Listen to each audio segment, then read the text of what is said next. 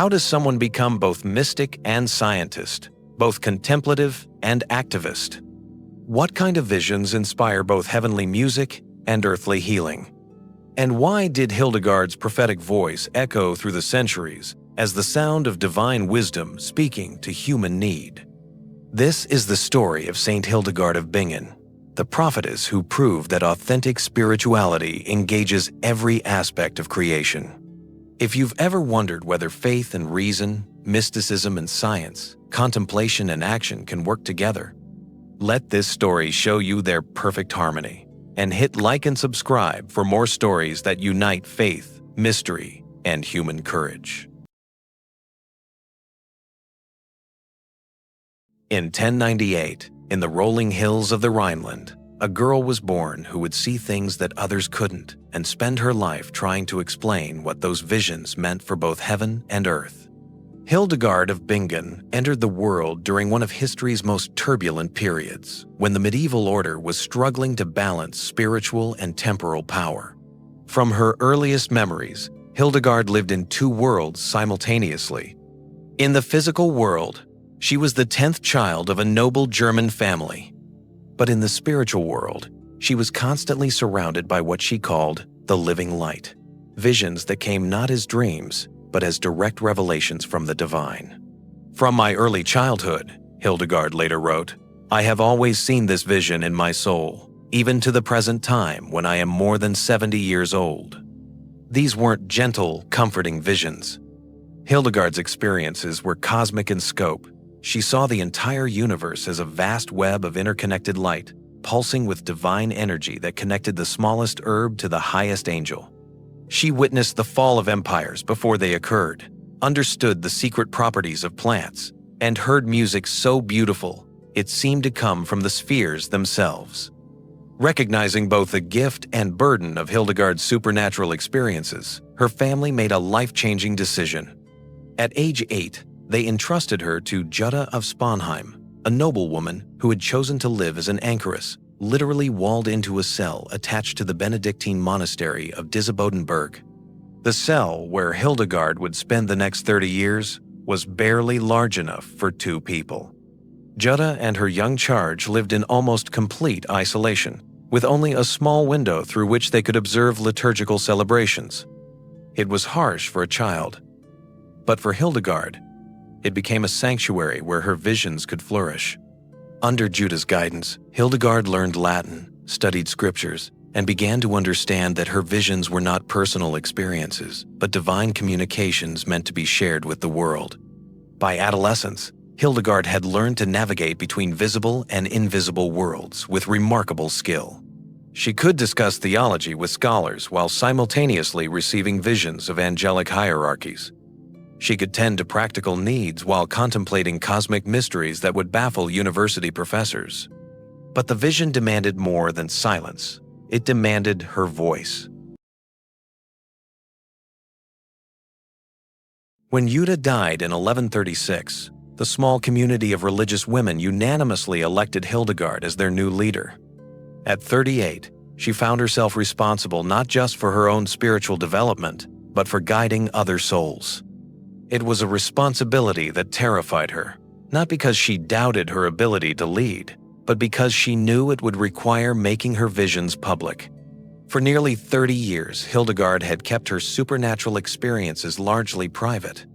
The visions had continued and intensified. She saw cosmic history, understood secret connections between all created things, and received detailed instructions about everything from church reform to medical treatments. But she had remained silent, fearing dismissal as deluded or demonic.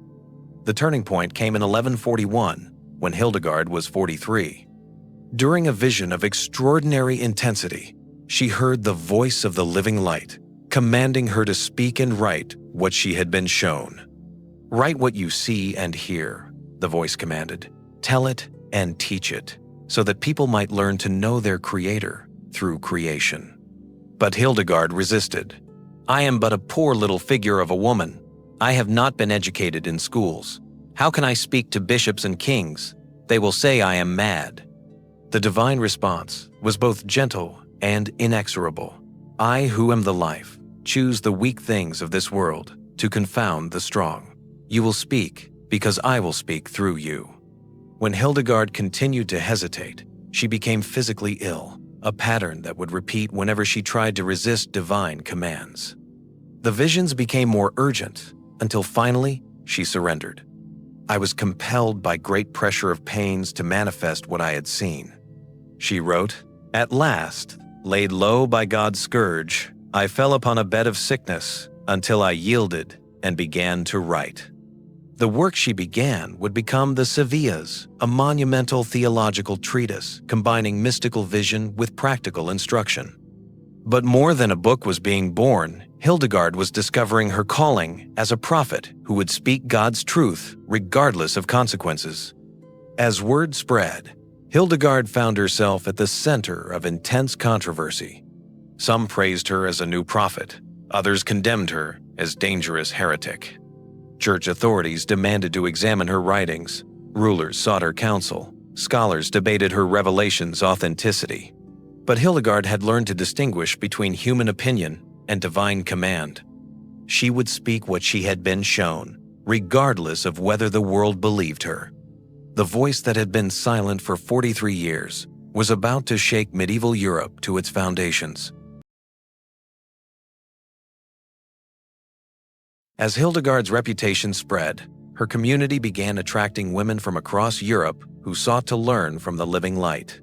But success brought problems. They were becoming too large for their accommodations, and the male monks controlling the monastery were increasingly resistant to the attention focused on their female residents. The solution came through divine revelation. In a vision of startling clarity, Hildegard saw herself and her nuns establishing an independent monastery on the Rupertsberg, a hill overlooking the Rhine near Bingen. The vision was so specific she could describe building layouts, garden designs, and even the chapel's acoustic properties.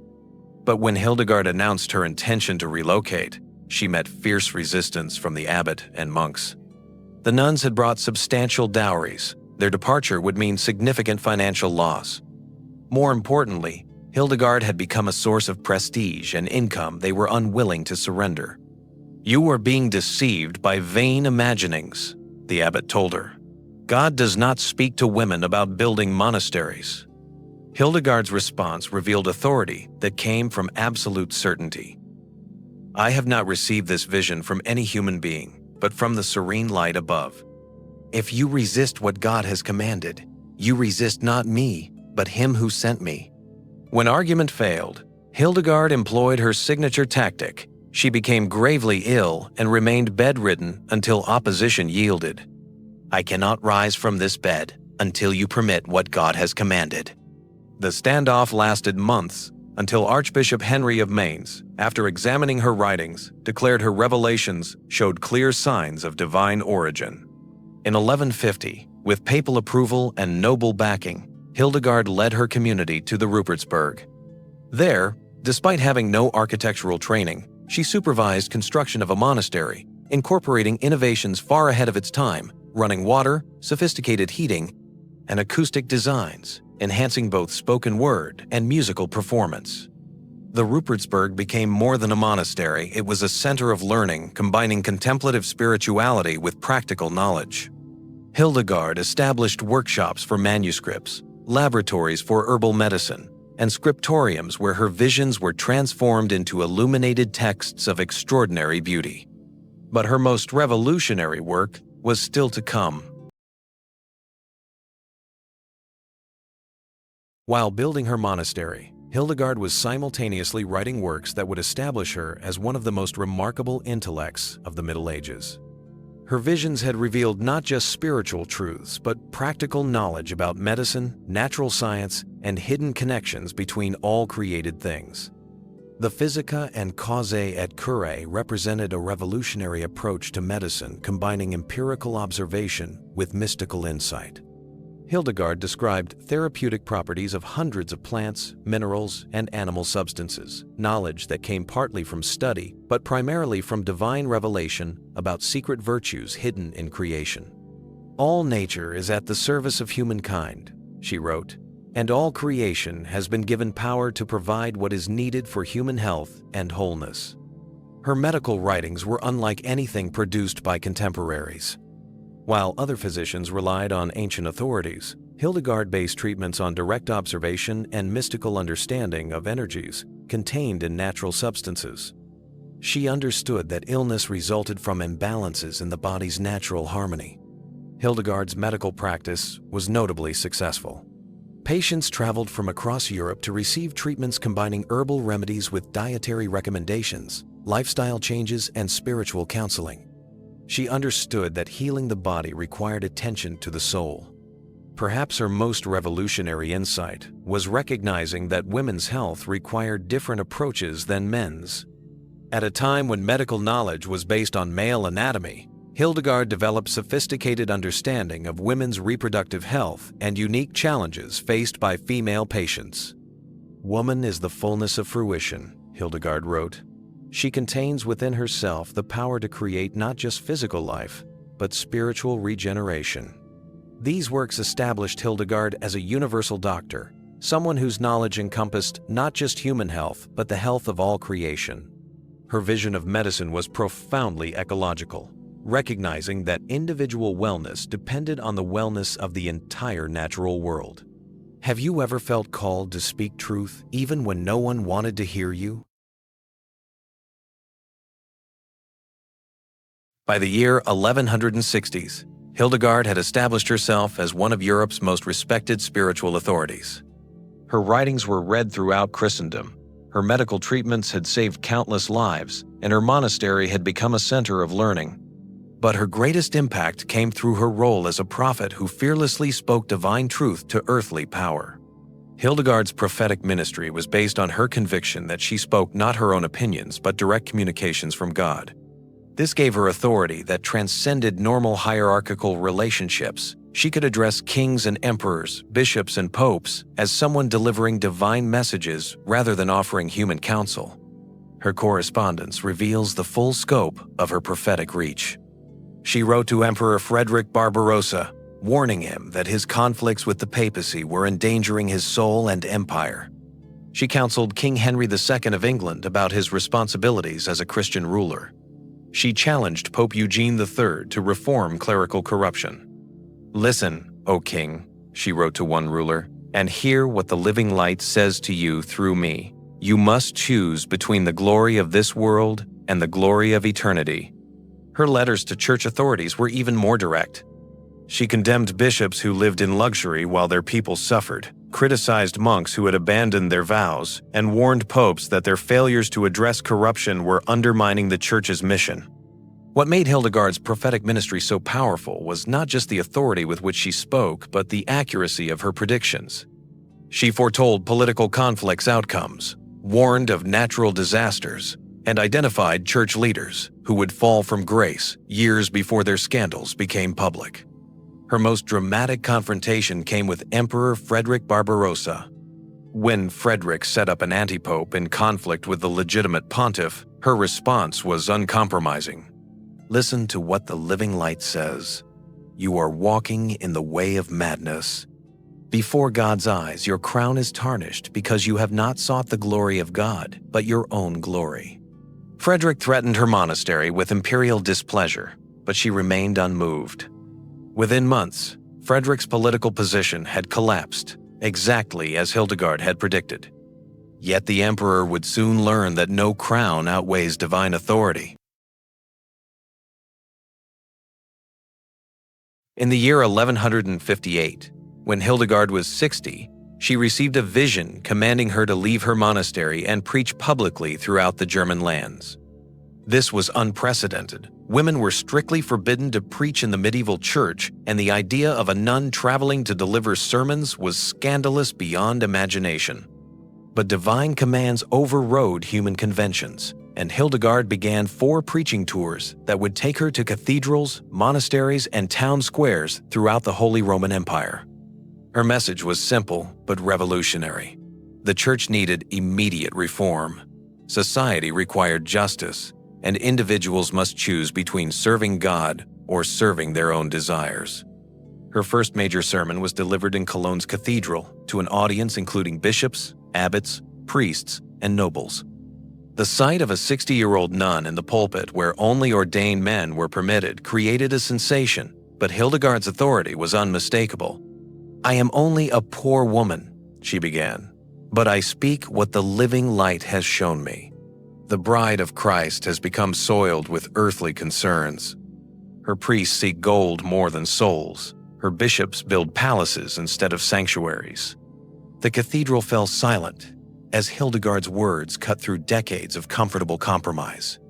This was prophecy in its most authentic form, divine truth spoken without regard for human consequences. Her preaching tours created enormous controversy. Conservative churchmen condemned her presumption. Progressive reformers hailed her as a new prophet. Common people flocked to hear the nun, whose words carried divine authority. Hildegard's response to criticism was characteristic. "I do not speak from my own understanding, but from the vision I have received. If you condemn the message, you condemn not me, but him who sent me." The impact was immediate and lasting. Monasteries instituted reforms based on her recommendations. Bishops launched investigations into misconduct. Secular rulers began taking seriously their responsibilities as Christian leaders. Her preaching tours continued until she was 75, each journey expanding her influence. The woman who had spent 30 years in a cramped cell had become one of Europe's most powerful public voices. But her most beautiful legacy was still being created. Throughout her prophetic career, Hildegard was simultaneously creating what many consider her most beautiful legacy: liturgical music that combined mystical vision with artistic genius. Her compositions, known as the Symphonia, represented a completely new approach to sacred music that sought to capture in human sound the cosmic harmonies she witnessed in her visions. "Music is the echo of divine harmony," Hildegard wrote. "When we sing, we participate in the song of creation itself." Her musical compositions were unlike anything being written in the 12th century. While other composers followed strict rules, Hildegard created soaring melodies that seemed to reach toward heaven itself. Her songs often covered more than 2 octaves, extraordinary range that challenged singers to transcend normal human limitations. The texts were equally revolutionary, combining biblical imagery with her own mystical visions and poetry of extraordinary beauty. She wrote songs for every major feast, hymns honoring saints, and extended sequences telling the cosmic story of salvation. Her Ordo Virtutum was perhaps the first morality play in European literature, a musical drama depicting the soul's struggle between virtue and vice through personified characters who sang their roles. The work required more than 80 singers and represented complete integration of theology, psychology, and artistic expression. But Hildegard's music was more than artistic achievement. It was spiritual technology designed to elevate human consciousness toward divine union. She believed certain melodies could actually heal both body and soul, opening channels for divine grace.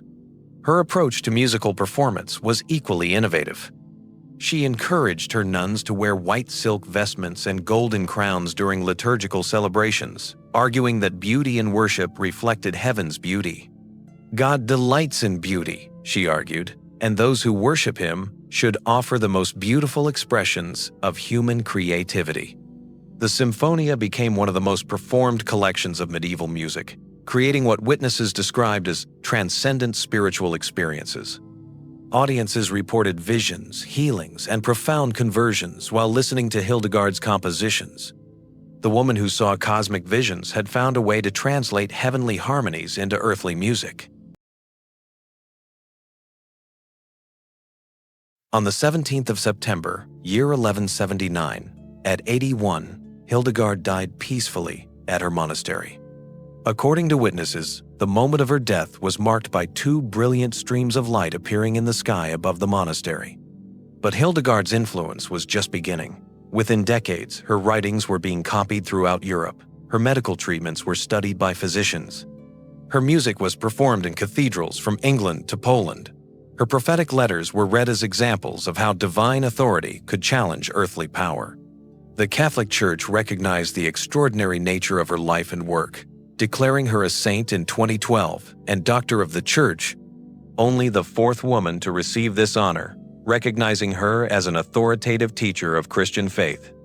Modern scholarship has confirmed many aspects of Hildegard's claims. Her medical writings contain accurate information about herbal properties that wouldn't be discovered by conventional science until centuries later. Her understanding of human anatomy was remarkably advanced. Her ecological insights anticipated modern environmental science by nearly a millennium. But perhaps Hildegard's most important legacy is her demonstration that authentic spirituality must engage every aspect of human existence. She refused to separate prayer from action, contemplation from practical service, mystical experience from scientific investigation. Her life showed that genuine relationship with God produces not withdrawal from the world, but deeper engagement with all creation. In our contemporary world, where spirituality and science are often viewed as incompatible, where religious faith and practical activism seem opposed, Hildegard offers a different model. She shows us that authentic encounter with the divine should make us more rather than less engaged with earthly existence. Saint Hildegard of Bingen reminds us that authentic spirituality bridges rather than divides the sacred and secular realms. Her witness echoes across the centuries. When we truly encounter the divine, we don't escape the world, but engage it more deeply, bringing heavenly wisdom to earthly needs. Like light passing through a prism, her single vision of the living light refracted into countless colors, music and medicine, prophecy and politics, contemplation and action, all revealing different aspects of the same divine radiance. The woman who heard the music of the spheres continues to teach us that heaven and earth are not separate realms, but one creation, singing in harmony, waiting for human voices to join the cosmic choir.